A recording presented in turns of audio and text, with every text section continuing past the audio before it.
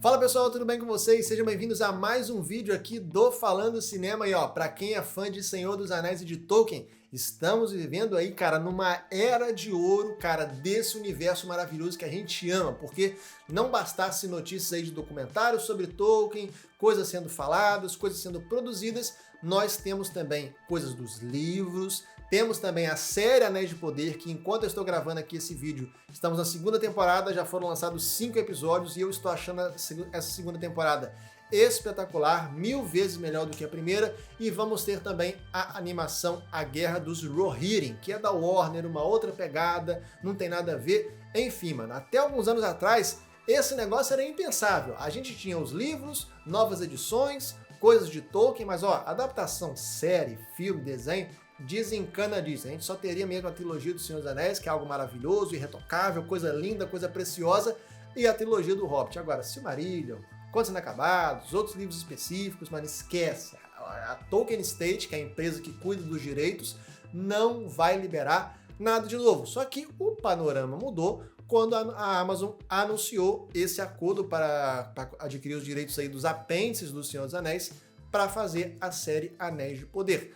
E agora, mano, absolutamente do nada foi anunciado que nós vamos ter novos filmes dentro do universo de O Senhor dos Anéis com a mesma produtora do Peter Jackson e com as mesmas roteiristas da trilogia do Senhor dos Anéis, mano.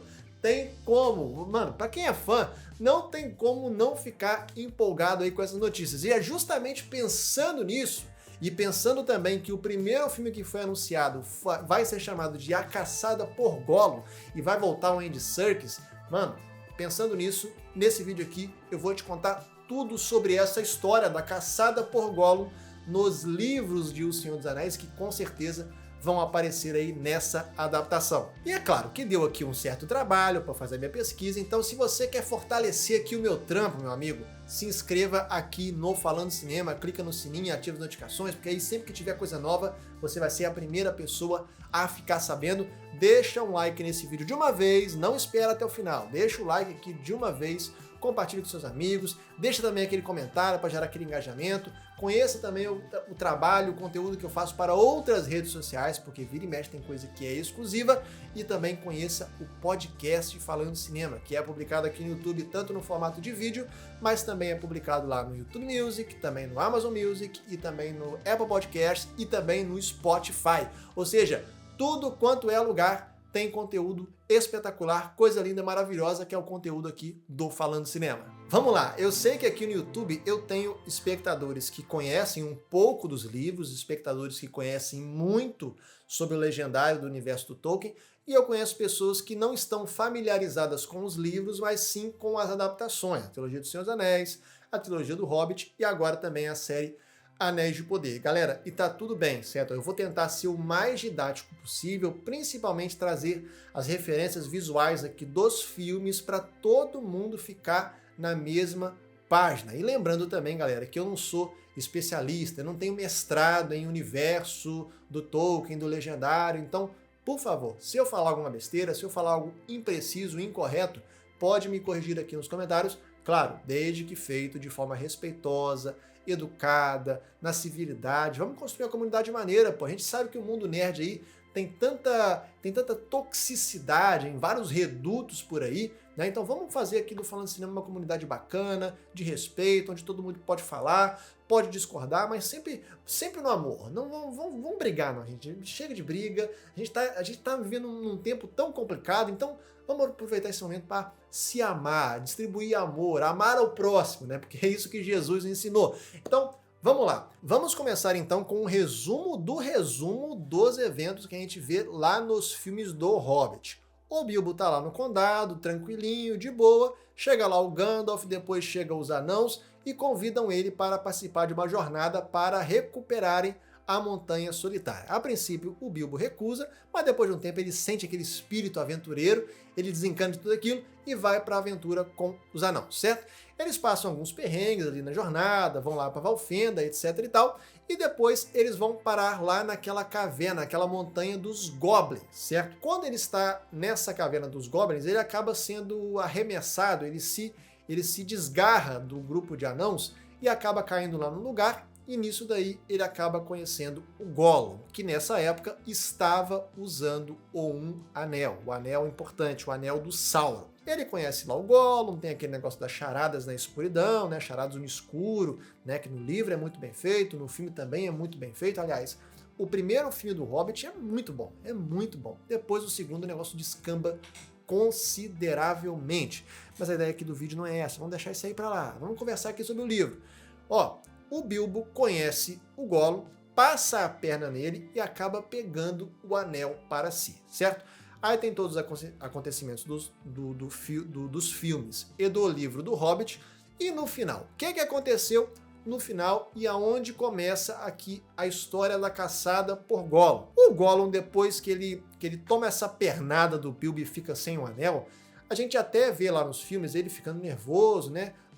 E fica gritando, né? Ladrão, ladrãozinho, não sei o que, pegou o anel. E às vezes a gente até pensa, né, que ele ficou dessa época do Hobbit até no Senhor dos Anéis sem fazer absolutamente nada quanto ao anel. Mas o Tolkien nos livros explica que não, que depois dos eventos do Hobbit, o Gollum foi lá e tentou refazer os passos do Bilbo, ou seja, o Gollum foi lá para a beirada da Montanha Solitária, lá na cidade de Vale, que a gente já falou aqui em um vídeo sobre a Batalha de Vale, que é outra batalha maravilhosa, que um dia eu quero ver esse trem adaptado, que eu acho muito legal, e também vai para Esgaroth, que é a cidade do lago, caçando o Bilbo. E nisso daí, ele conversa com um, que conversa com o outro, escuta um rumor, escuta uma fofoca, para saber onde é que estava o Bilbo Bolseiro do condado que tinha roubado seu anel. Seguindo essa trilha, ele acabou lá em Treva-mata, que é aquela floresta onde fica o reino do Thranduil, que é o pai do Legolas. Galera, a galera que viu o filme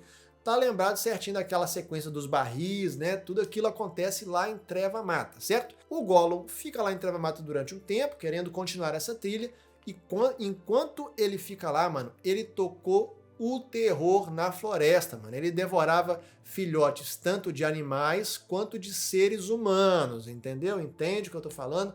Então, cara, é um negócio muito bizarro, inclusive nessa questão, cara, eu imagino que o filme não deve nem mexer, né? Porque se o filme for PG-13, para abranger todo um público mais amplo, não tem como eles colocarem o Gollum devorando criancinhas, cara, isso seria muito bizarro. Obviamente, os elfos ficaram sabendo disso e começaram a perseguir, ficar no encalço, ficar de vigia, para ver se eles conseguiam pegar o Gollum, mas eles não conseguiram, só que nisso daí o Gollum ficou acuado e foi para o sul. Nessa época, o Gandalf estava preocupado com a questão do Gollum, de tudo que ele ouvia dos elfos sobre ele, mas o Gandalf tinha mais o que fazer e, principalmente, ele ainda confiava no Saruman, que era o líder dos Istar. Então, mano, ele deixou o assunto do Gollum pra lá. E foi a partir desse momento que o negócio desandou e deu ruim. E por que deu ruim? Em primeiro lugar, porque o Saruman, nessa época, já estava virando a casaca e estava usando a sua influência no Conselho Branco para Galadriel, para Gandalf, para Radagast, para Thranduil, para Elrond,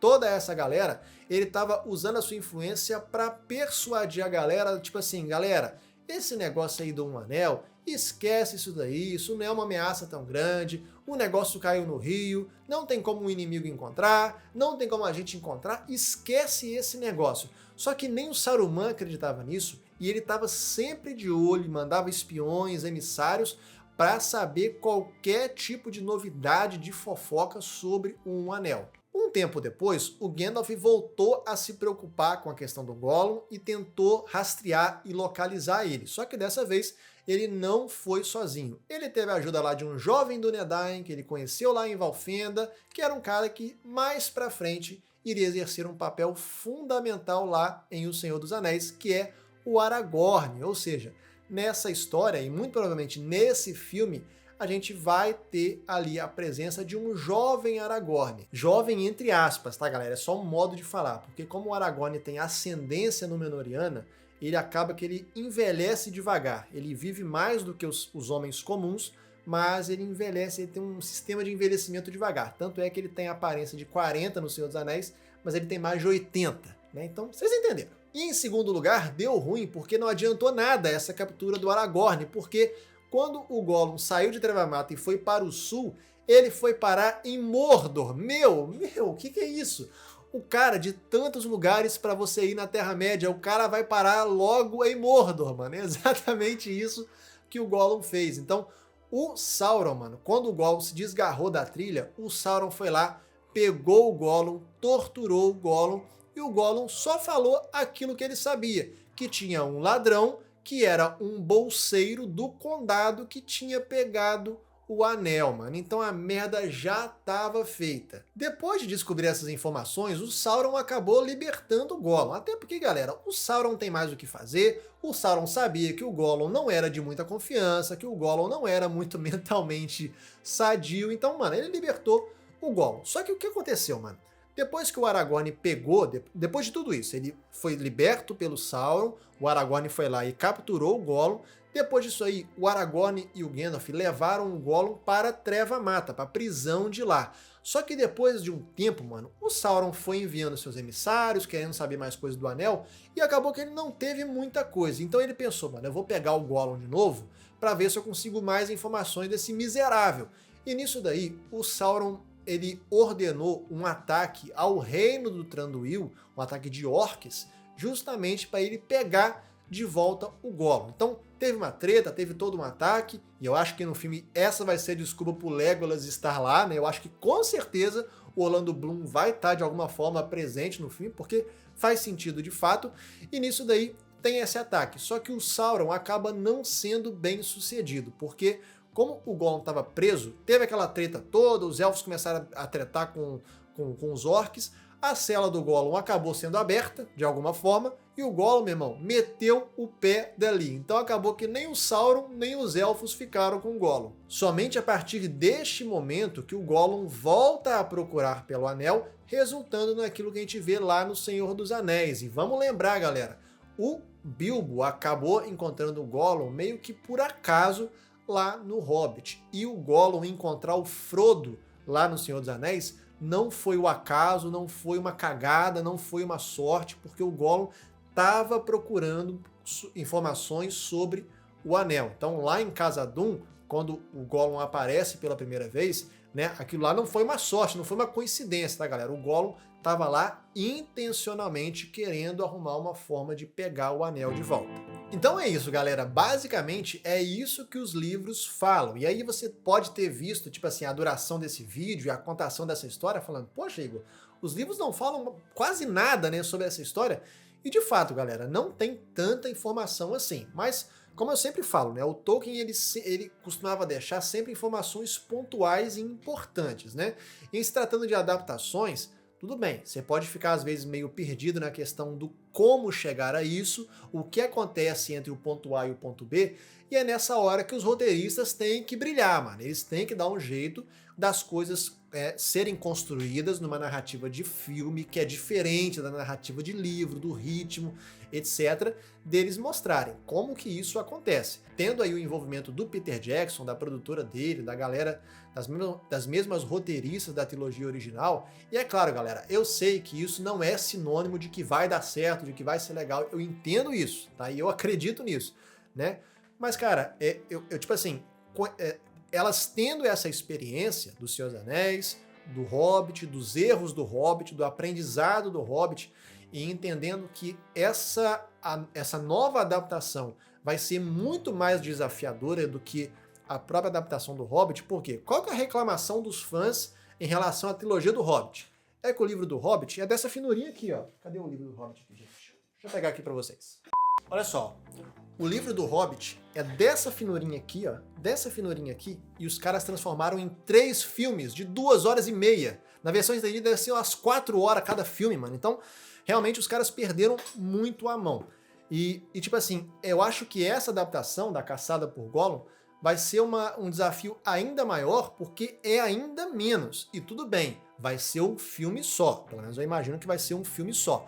Mas, cara, mesmo assim, é muito pouco conteúdo no material base, que é o que está descrito no Senhor dos Anéis, para que eles, de fato, tenham assim um fundamento interessante sobre o que eles vão abordar. Mas eu acho que isso vai ser interessante, se for bem feito vai ser algo maravilhoso, porque é a chance da gente ver meio que não um fechamento, mas meio que uma a gente vai ver de forma prática a união entre a trilogia do Hobbit e a trilogia do Senhor dos Anéis. Por quê? A gente vai voltar para a Cidade do Lago, a gente vai voltar para a Cidade de Vale, vai ver os eventos daquilo que a gente viu depois dos eventos do final da trilogia do Hobbit. Ao mesmo tempo, a gente tem aí a presença do Aragorn, a gente vai ter aí implicitamente, mas claro, a gente vai ter a presença do Legolas. Então, assim, vai ser uma conversa interessante entre a trilogia do Senhor dos Anéis e a trilogia do Hobbit. Eu acho que isso, na parte do fanservice, é certeza de alta bilheteria. Como eu falei, o Andy Serkis é um excelente ator, ele encarnou o Gollum de uma forma inacreditavelmente bem feita, né? E pra galera que às vezes não sabia também, galera, o Andy Serkis, além de ator, ele é diretor, inclusive ele foi diretor de segunda unidade na trilogia do Hobbit, então, tipo assim, tem uma cena que o Peter Jackson não pode fazer, o Andy Serkis fazia, mano. Então, tipo assim, ele já teve essa experiência na trilogia do Hobbit. Depois disso, ele fez aquele filme do Mowgli, né, com captura de movimentos. Fez também aquele segundo filme do Venom, né, que é um filme pavoroso, mas a direção é competente. Então, assim, não é algo estranho ver o Andy Serkis envolvido tanto na parte de estrelar o filme, mas também na parte de direção. Eu espero que, além de tudo isso, daquele bom trabalho, competente de direção, ele também possa ali dar os seus pitacos na parte criativa, porque vale lembrar, galera, o Gollum dos livros é descrito de uma forma que o Andy Serkis, claro, baseado no roteiro, baseado nas orientações do Peter Jackson, ele criou, mano, aquela persona do Gollum, aquela voz, aquele jeito, né, daquela múltiplas personalidades. Tudo aquilo, cara, foi ora criado, ora incrementado pelo Andy Serkis, então ele tem uma voz criativa muito interessante que pode somar, que pode agregar, já que o filme é sobre o Gollum, mas a minha dúvida, cara, é justamente nessa questão. Será que vai ser bem feito? Será que vai ser um negócio, um caça-níquel? Vai ser só um fanservice? Eu acho que essa é a minha principal preocupação. Sobre a questão dos atores, aí a gente vai ter uma pequena discussão, que é, na história que eu mencionei pra vocês, a gente tem a presença do Gollum, que voltou, o Andy Serkis voltou, a gente vai ter o Gandalf, a gente tem o Aragorn, tem o Thranduil, tem o Legolas, pode aparecer uma galera do Hobbit, né, dos anãos lá na Montanha Solitária, pode aparecer eles, vamos dizer assim, depois de tudo que aconteceu. Então, assim, pode voltar, e eu acho que vai voltar uma galera, tanto da trilogia do Senhor dos Anéis, quanto da trilogia do Hobbit, certo?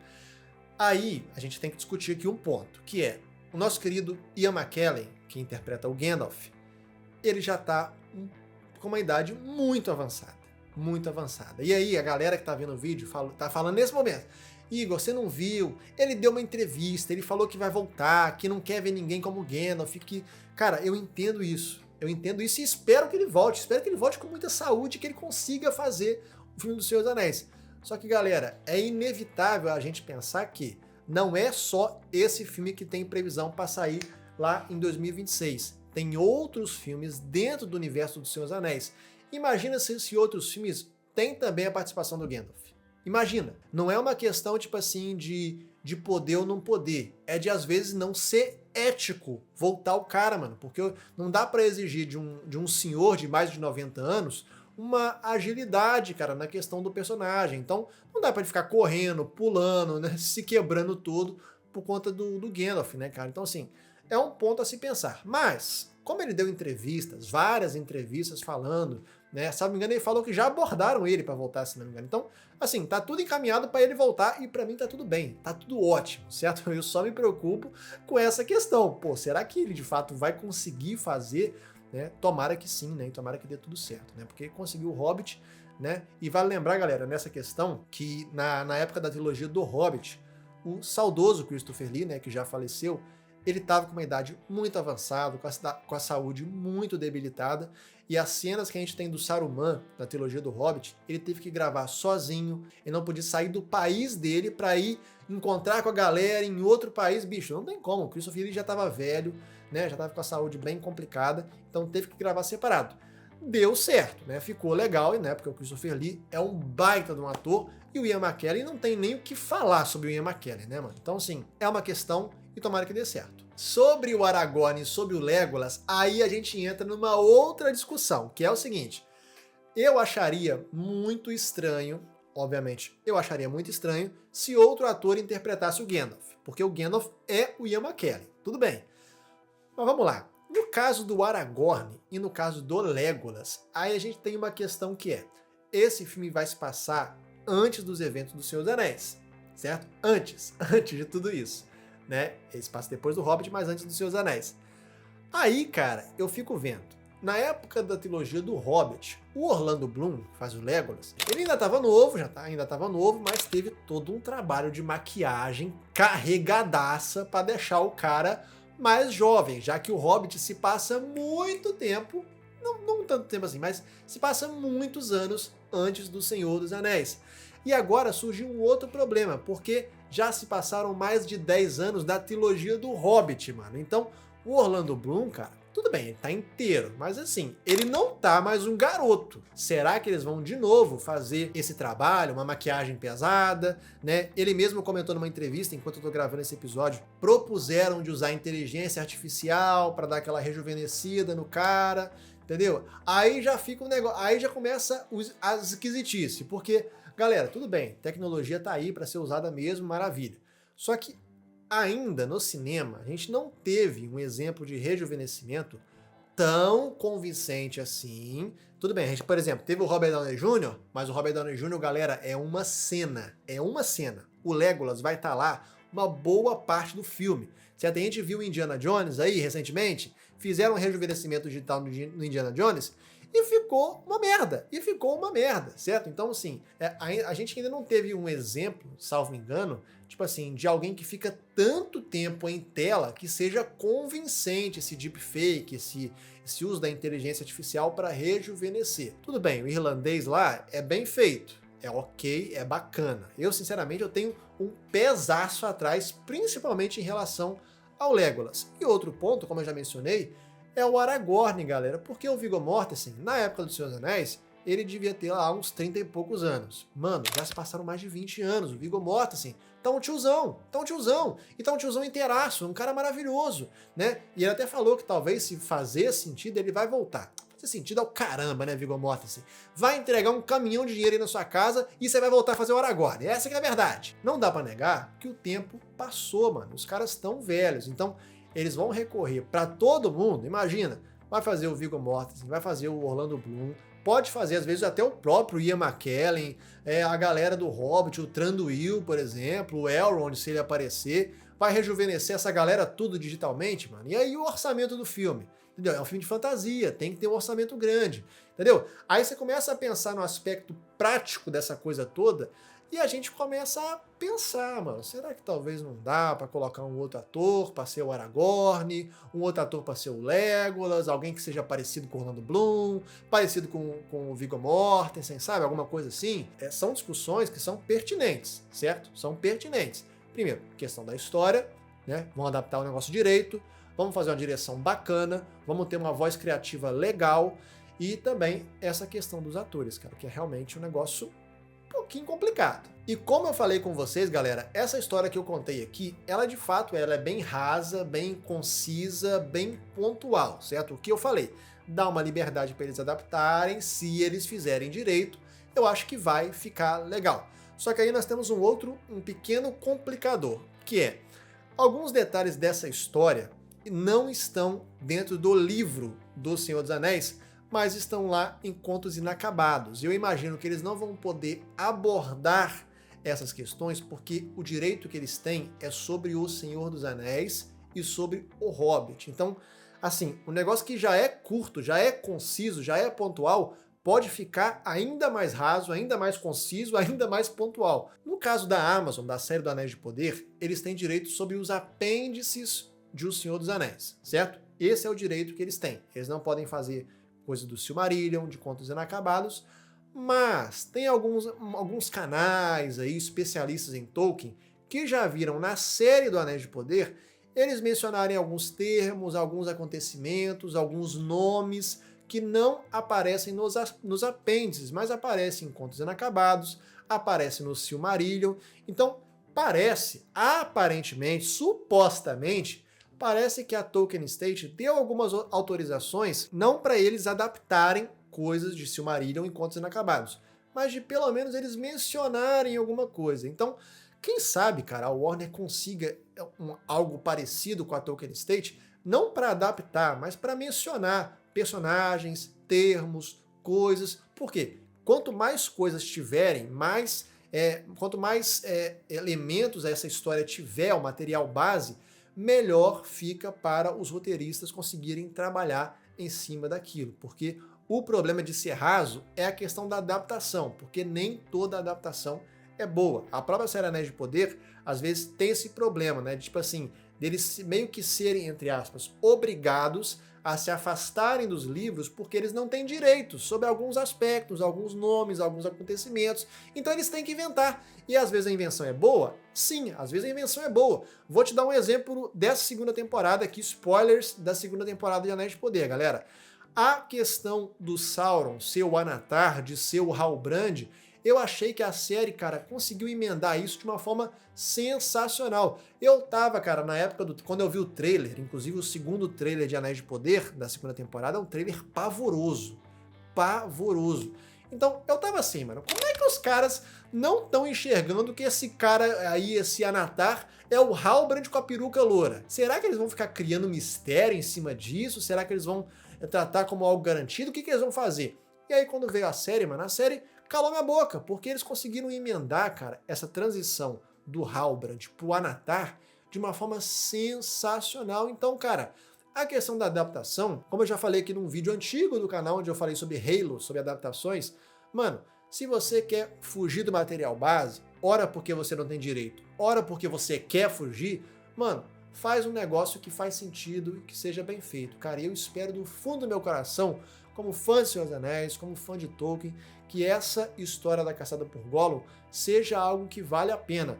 É claro, galera, que eu entendo, eu imagino que não vai ter o Gollum devorando criança, certo? Não vai ter isso, porque senão o filme vai ter uma censura para 18 anos, 16 anos, isso não dá. E para mim tá tudo certo, mas tem que ser fiel àquilo que o Tolkien fala, que o Gollum é bicho ruim. Eu não quero um filme do Gollum sendo um anti-herói, não quero um filme que eles vão redimir o Gollum, pelo amor de Deus. Vamos explorar, às vezes, um outro lado do Gollum, que é o lado ruim, mas ruim mesmo, a ruindade em pessoa, certo?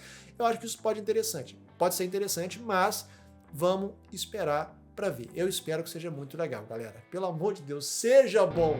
Então esse foi o vídeo de hoje, pessoal. Espero que vocês tenham gostado desse conteúdo e eu gostaria muito de saber a opinião de vocês aqui nos comentários. Deixa aqui o que você achou dessa história, o que você espera dessa adaptação, se acha que vai ser legal, se acha que não vai ser legal, deixa tudo aqui embaixo. Se você não tem opinião, deixa aqui um ponto, deixa um emoji, deixa uma frase motivacional, coloca aqui quem que você vai votar na próxima eleição, galera, porque quando o YouTube percebe que está tendo esse engajamento, recomenda esse conteúdo para cada vez mais e mais pessoas. Não esqueça também de deixar um like nesse vídeo, se você porventura esqueceu. Aproveita agora para deixar um like, porque isso também fortalece bastante. Se inscreva aqui no canal, clica no sininho, ativa as notificações e no mais é isso. Muito obrigado por vocês terem ficado aqui até o final e a gente se vê no próximo vídeo. Tchau!